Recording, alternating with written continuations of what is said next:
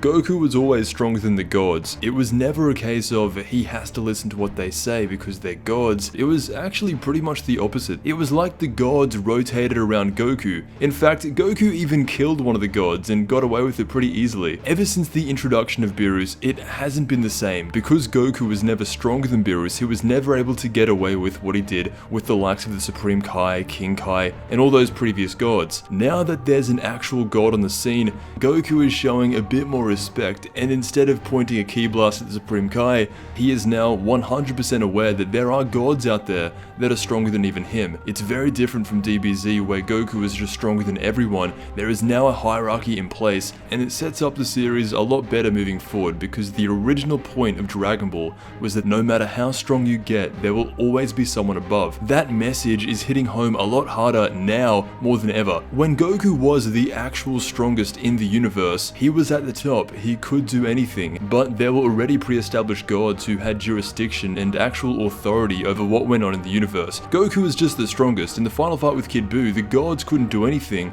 but Goku could. That's very different now. In the latest arc of Dragon Ball Super, Goku has been going toe-to-toe with Moro. Moro is a guy who's been fighting gods basically his entire life. He states that he does not fear divine power, even going up against an angel where he got destroyed. The point is though, although Goku is currently the one fighting, Goku's not the strongest there. Beerus and Whis are once again on the sidelines, and they have been throughout this entire series. What this does is it eliminates all tension. Beerus and Whis are stronger than Goku, even though Goku's in his ultimate form. That maybe just gets him to the level of Beerus not going 100%. Beerus is the definition of what a god should actually be in this series. The entire time he is there, if Goku loses, Beerus would just come in and take out Moro himself. This eliminates a lot of tension in the series, and it's not just Beerus, and it's not just this moment. All throughout Dragon Ball Super, except for maybe the tournament, it has been like this. When Frieza came back and he blew up the Earth, it was Beerus and Whis who were there that saved everyone and rewound time. Against Goku Black in the future timeline, Goku called in the strongest being in the franchise to take him down. Even to an extent with Broly, you saw Whis jump in there just dodging his attacks, sparing them some time. The gods in this series have constantly been there to save Goku. This is in direct conflict to having any kind of stakes or tension in the series. The only time they couldn't really do anything was in the tournament, and that's a one-off arc. Aside from that, until there is an intervention stating that the gods cannot help Goku,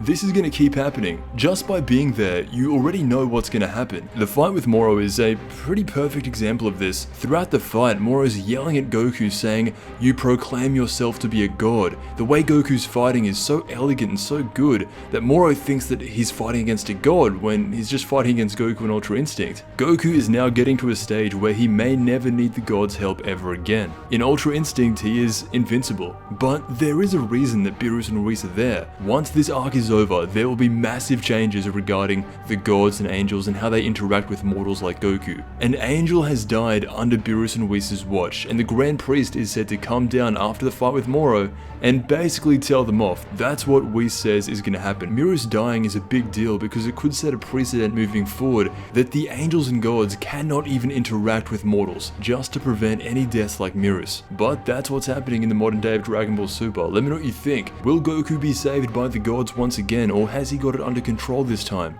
I want to thank you so much for watching, and I'll see you in the next Dragon Ball video.